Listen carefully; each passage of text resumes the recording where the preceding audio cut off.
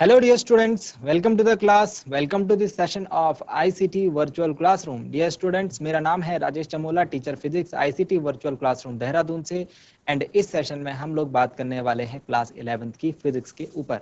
कक्षा 11 भौतिकी विज्ञान में आपके प्रीवियस क्लासेस में हम लोग एक बहुत ही फ्रेश चैप्टर को समझना स्टार्ट कर रहे थे, जिसका नाम है सरल रेखीय पथ पर गति, यानी कि एक सरल रेखीय पथ, मोशन है ना, स्ट्रेट लाइन, जिसमें हम लोग समझ रहे हैं कि गति कहां पर हो रही है, एक सीधे रास्ते पर गति हो रही है।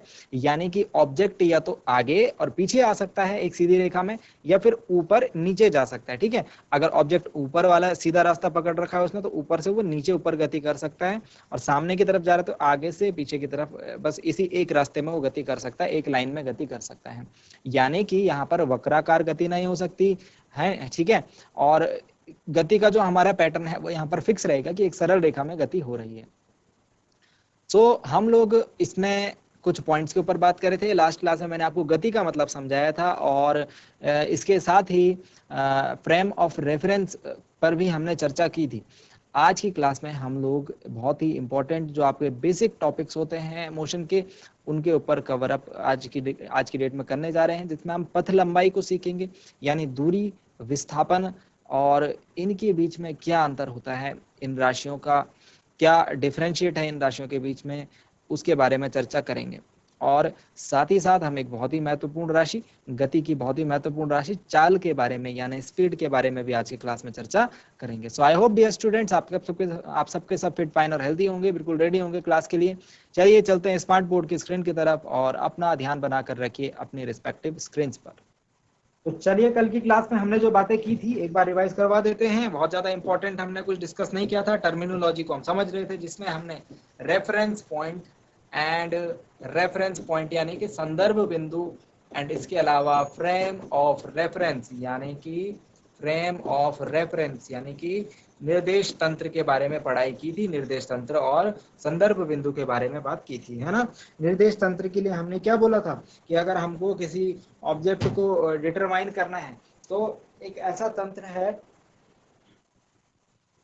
एक ऐसा निकाय है जिसके अंदर प्रयोग हो रहा है, और जिसके अंदर हमारा प्रेक्षक भी उसी के अंदर है। ठीक है, उसको हम निर्देश तंत्र कहेंगे। आज की क्लास में हम जो बात करने वाले हैं वो है बहुत ही important point, one of the important point, और बहुत ही बेसिक पॉइंट है गति का, जिसको कि हम कहते हैं पथ लंबाई। तो हेडिंग डालिए मेरे साथ,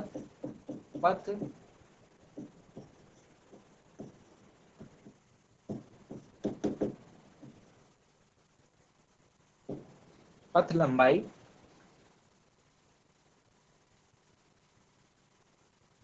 यानी कि पाथ लेंथ।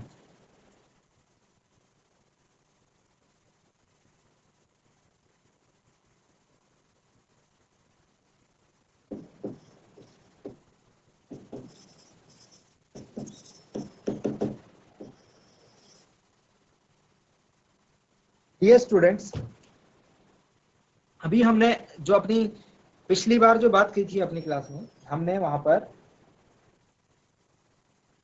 दो बिंदुओं के बारे में चर्चा करी थी। वहीं से हम अपनी चर्चा को आगे बढ़ाते हैं। हमने एक बात करी थी संदर्भ बिंदु के बारे में,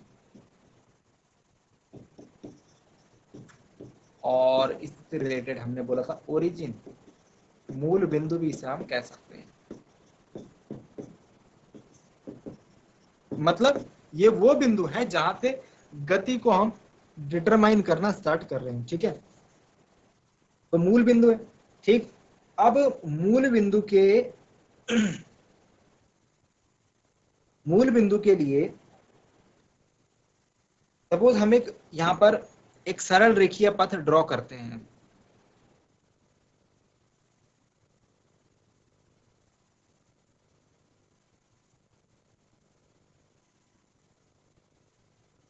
सपोज ये एक सरल रेखीय पथ है, ठीक है, और कोई ऑब्जेक्ट इस सरल रेखीय पथ पर गति कर रहा है, तो संदर्भ बिंदु होगा इसमें। संदर्भ बिंदु मतलब कि ये वाला बिंदु जहां पर ये जीरो लिखा है, जहां पर क्या लिखा है, जीरो, इसके संदर्भ में हम अन्य बिंदुओं के ऊपर चर्चा करेंगे। तो सपोज मैं बोल रहा हूं कि ये जो पथ मुझे दिख रहा है, सरल रेखीय पथ, इसकी जो लेंथ है वो ऐसे ब्लॉक्स के रूप में बटी हुई है। ठीक है, ऐसे खाना खाने के रूप में बटी हुई है, और इस तरह भी बटी हुई है।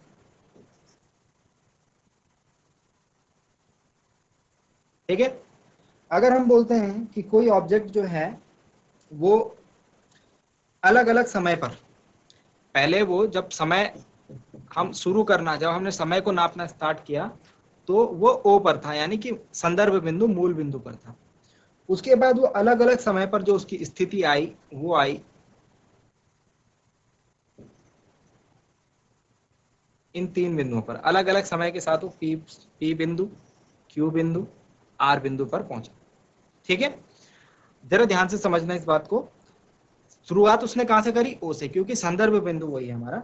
ठीक है, और उसके बाद अलग अलग समय पर जो उसकी स्थिति थी वो पी क्यू आर द्वारा व्यक्त की जा सकती है।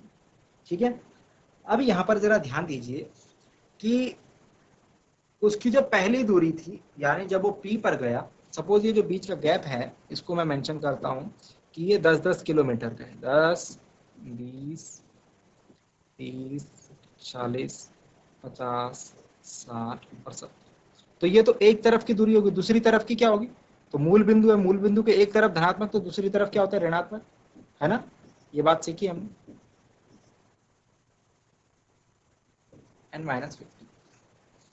तो यहां पर अगर हम बात करें कि जो फर्स्ट डिस्टेंस वो ओ से लेकर पी तक गया है, ओ से लेकर पी तक गया है, तो इस पथ की जो ओ से पी तक ये वाला पथ है, इसकी जो लंबाई है वो मैं देख पा रहा हूँ 10, 20 और 30 किलोमीटर है। सिर्फ लंबाई की बात कर रहा हूं मैं यहाँ पर। ठीक है, ये कितना लंबा है? ओ से पी तक का जो रास्ता है कितना लंबा है? 30 किलोमीटर लंबा है। ठीक है, देन वो पी से क्यू पर गया है, देन वो पी से क्यू पर गया है ना? तो पी से क्यू की जो लंबाई है वो कितनी है? पी से क्यू तक की जो पथ लंबाई है वो 30 किलोमीटर यहां से यहां तक है, और ओ से क्यू तक 40 किलोमीटर है। दैट मीन्स की टोटल 70 किलोमीटर। और फिर वो क्यू से आर तक गया है, तो क्यू से आर तक की जो पथ लंबाई है वो ये वाली 40, 50, 60, 10, 20, 30 यानी कि 30 किलोमीटर। तो ओ बिंदु से पहले पी बिंदु पर जाने के बाद फिर पी से क्यू और आर बिंदु पर पहुंचने के बाद जो कुल पथ की लंबाई होगी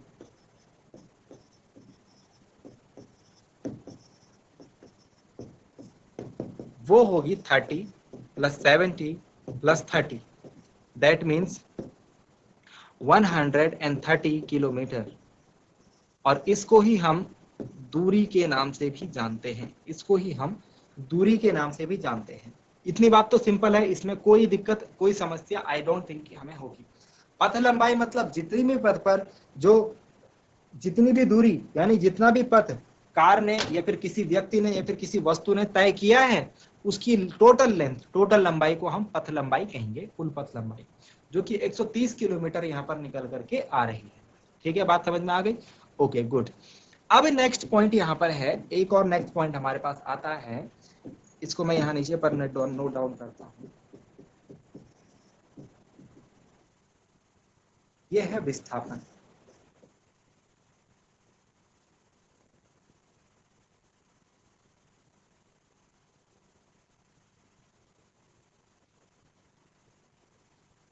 यह है डिस्प्लेसमेंट। ठीक है, यहां पर जरा ध्यान से हम देखेंगे यहां पर हम थोड़ा अगर ध्यान से देखेंगे विस्थापन को समझने के लिए, तो हम मूल बिंदु यानी जो संदर्भ बिंदु हमारा है उसके किस तरफ गति हो रही है, उसके किस तरफ की पथ लंबाई लेनी है, इस बात पर बहुत ज्यादा विस्थापन निर्भर करता है। ठीक है, उस पर बहुत ज्यादा निर्भर करता है। सपोज अगर हम इसको भी उदाहरण के द्वारा समझे, अगर मैं ओपी, सबसे पहले कार ओ पर थी और फिर पी पर पहुंची, तो वो ऋणात्मक दिशा में गई। कौन सी डायरेक्शन में गई? नेगेटिव डायरेक्शन में। तो यहां पर अगर मैं इसका विस्थापन देखूंगा तो 30 किलोमीटर होगा, लेकिन -30 किलोमीटर। ठीक है, अब जरा फिर समझिए, पी से फिर वस्तु कहां गई? क्यू पर गई। तो पी से ओ पर आएगी, पी से ओ तक का इसका विस्थापन कितना हो जाएगा? 0 हो जाएगा। पी से ओ तक का इसका विस्थापन कितना हो जाएगा? 0 हो जाएगा। मतलब पहले वस्तु पी पर गई और फिर से पी से ओ पर गई। तो जब कोई वस्तु इस प्रकार का काम करे कि जो उसका प्रारंभिक बिंदु हो, जो उसका प्रारंभिक बिंदु हो और जो उसका अंतिम बिंदु हो,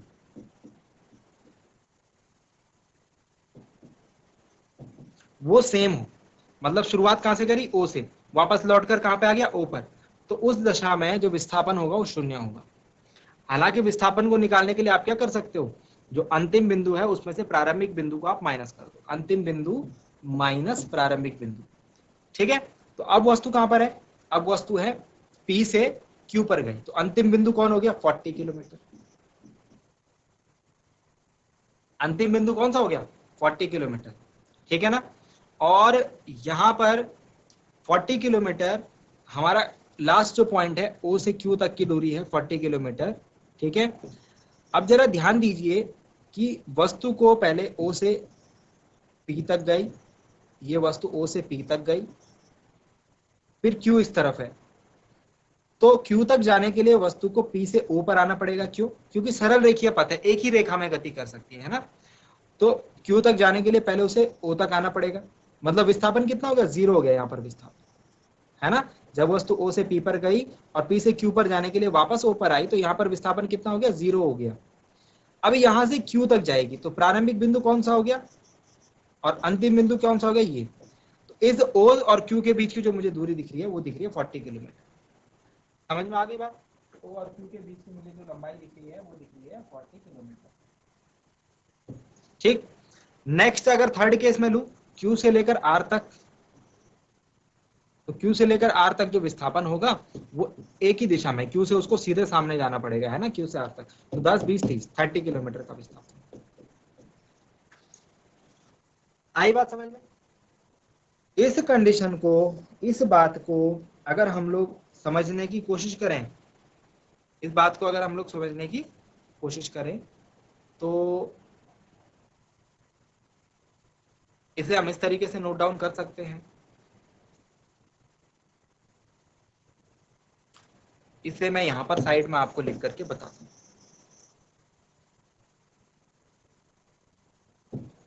ये तो हुआ पथ लंबाई, और यहां पर मैं लिखता हूं विस्थापन यानी डिस्प्लेसमेंट।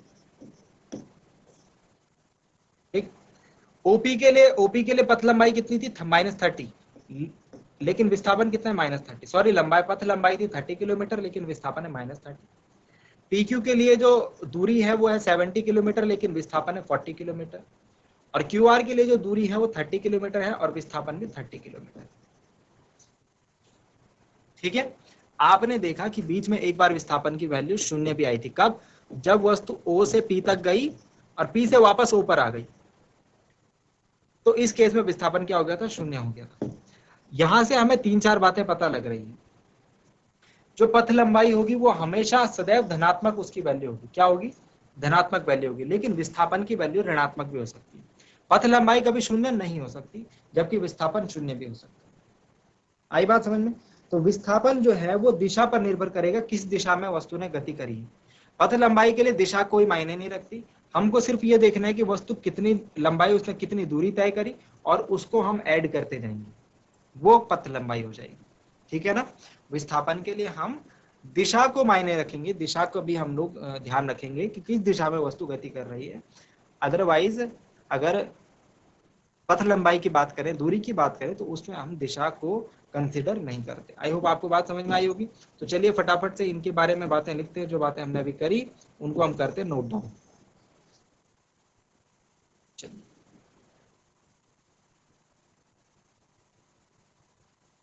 तो पहले हम लिखते हैं पथ लंबाई को,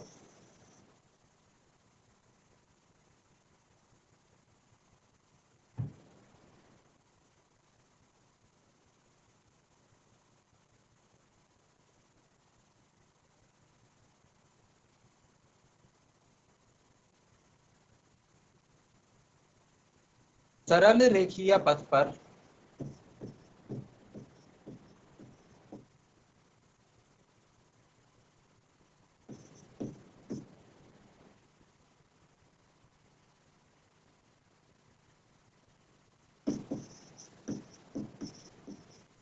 वस्तु द्वारा तय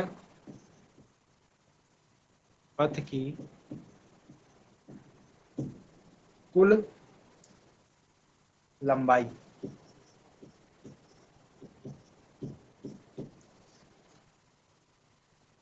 ठीक है, कुल लंबाई हम लेंगे पथ लंबाई के तौर पर। ठीक है, समझने को आप समझ गए होंगे। ठीक, इसे हम दूरी भी बोल सकते हैं।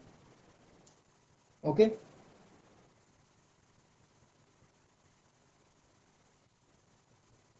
विस्थापन के बारे में हम नोट करेंगे।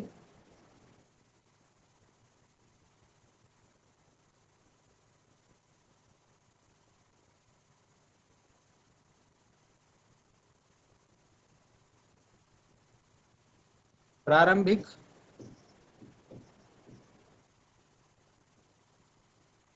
व अंतिम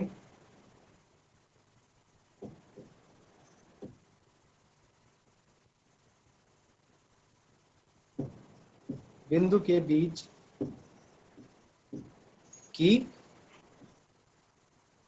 दूरी, प्रारंभिक व अंतिम बिंदु के बीच की दूरी, उसको हम क्या कहते हैं? डिस्प्लेसमेंट। यहां पर नोट में एक बात लिखना, दिशा दिशा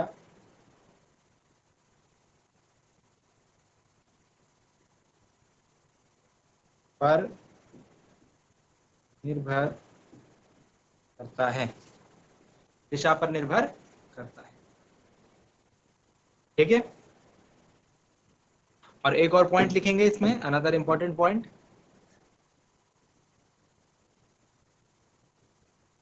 विस्थापन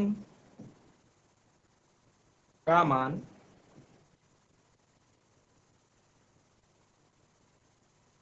शून्य, धनात्मक या ऋणात्मक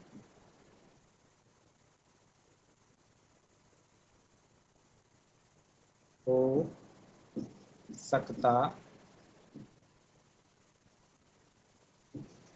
विस्थापन का मान शून्य, धनात्मक या ऋणात्मक हो सकता है। आई होप आपको ये बात समझ में आई होगी।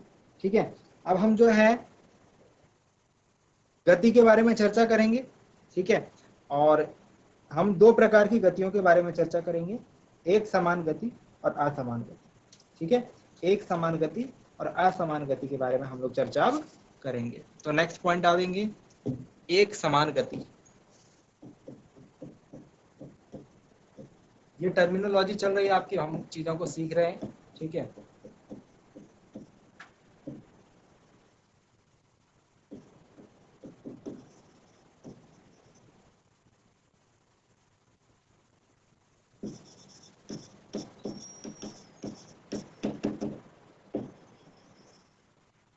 Uniform motion.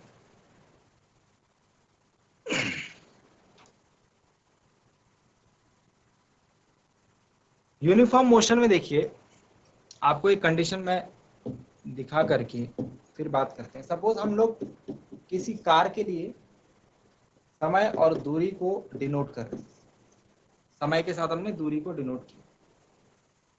सपोज एक कार जो है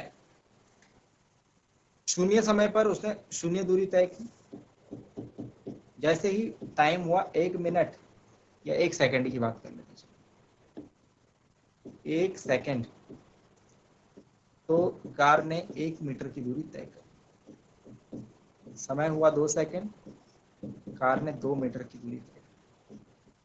समय हुआ 3 सेकंड, कार ने भी 3 मीटर की दूरी तय की। समय हुआ 4 सेकंड, कार ने भी 4 मीटर की दूरी तय की। आप देख रहे हैं कि वस्तु द्वारा समान समय अंतराल में समान दूरी, 1 सेकंड में कितनी दूरी तय करी? 1 मीटर। फिर से 1 सेकंड में कितनी दूरी तय करी? यहाँ फिर से 1 मीटर तय करी। फिर से 1 सेकंड में कितनी दूरी तय करी? फिर से 1 मीटर दूरी तय करी। सब चीज सेम है। ठीक है, टाइम हम सेम ले रहे हैं, लेकिन वस्तु जो गति कर रही है वो समान समय अंतराल में असमान है। मतलब कि d is equal to 0, d is equal to 1 metre. फिर उसके बाद थोड़ा ज्यादा दूरी तय कर ली, फिर और ज्यादा दूरी तय कर ली, फिर और ज्यादा दूरी तय। तो अंतर देखो आप, 1 मीटर दूरी, फिर उसके बाद 3 मीटर तय कर ली, फिर उसके बाद 2 मीटर दूरी तय कर ली, और फिर उसके बाद 6 मीटर दूरी तय। तो समान समय अंतराल थे, सब में 1-1 सेकंड का समय अंतराल मैंने रखा है, लेकिन दूरी जो है वो असमान तय की जा रही है। तो इसे हम असमान गति कहेंगे। ठीक हो गया। एक समान गति में, चलो लिख लेते हैं डेफिनेशन। एग्जाम्पल तो मैंने आपको समझा दिया, बस डेफिनेशन अब लिख लेते हैं इनकी। तो आप लिखेंगे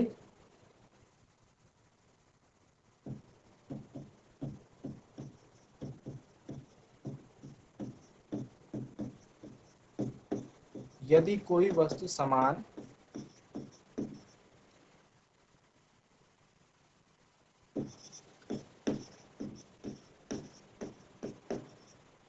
समय अंतराल में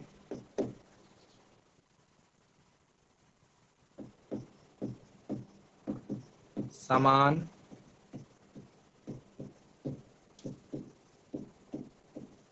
दूरी तय करती है,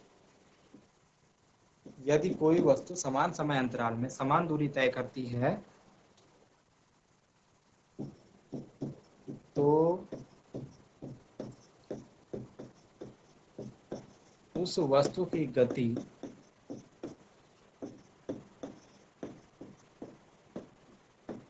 एक समान गति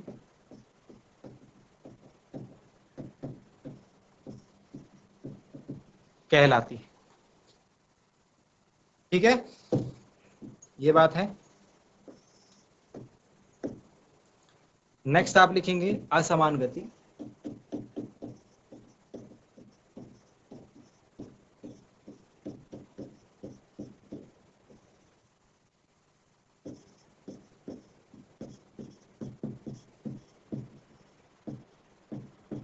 नॉन यूनिफॉर्म मोशन।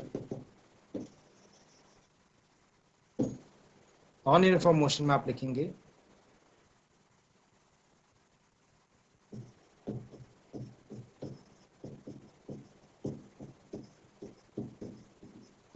यदि कोई वस्तु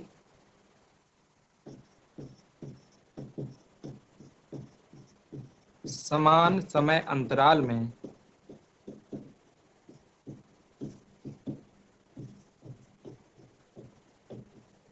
असमान दूरी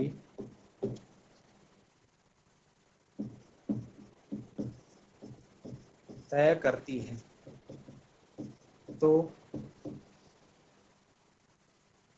उस वस्तु की गति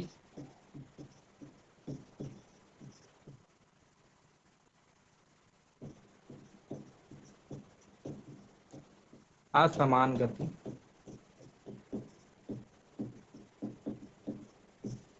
कहलाती है। ठीक हो गई बात? चलिए, आई होप आपको ये बात समझ में आई होगी। ठीक है, और इसके बाद हम लोग एक बहुत ही महत्वपूर्ण पॉइंट के ऊपर चर्चा करने जा रहे हैं।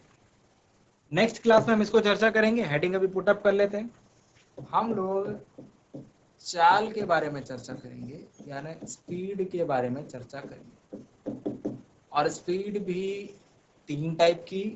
हम औसत चाल के बारे में चर्चा करेंगे, औसत चाल यानी एवरेज स्पीड। ठीक है, और हम लोग इसमें तात्क्षणिक चाल के बारे में भी चर्चा करेंगे। तात्क्षणिक चाल यानी कि इंस्टेंटेनियस स्पीड। ठीक है, और हम लोग जो चाल हमारे पास बेसिक, जिसको हम लोग औसत चाल से पहले पढ़ते हैं, बेसिक जो चाल को भी हम अच्छे तरीके से समझेंगे। ठीक है, तो चाल क्या होती है, ठीक है, औसत चाल और तात्क्षणिक चाल के बारे में नेक्स्ट क्लास के ऊपर हम लोग डिस्कशन करते हैं। So dear students, I hope आज की क्लास में जो बातें आपको बताई गई वो आपको समझ में आई होंगी, इंटरेस्टिंग लगी होंगी और आपको क्लास पढ़ने में आनंद आया होगा। और साथ ही साथ ये भी उम्मीद करता हूँ घर से आप इन चीज़ों को एक बार जरूर रिवाइज करके लाएंगे। अगली क्लास में मिलते हैं एक नए और इंटरेस्टिंग टॉपिक के साथ। क्लास से जुड़ने के लिए आप सभी का बहुत बहुत धन्यवाद। Thank you very much and have a nice day.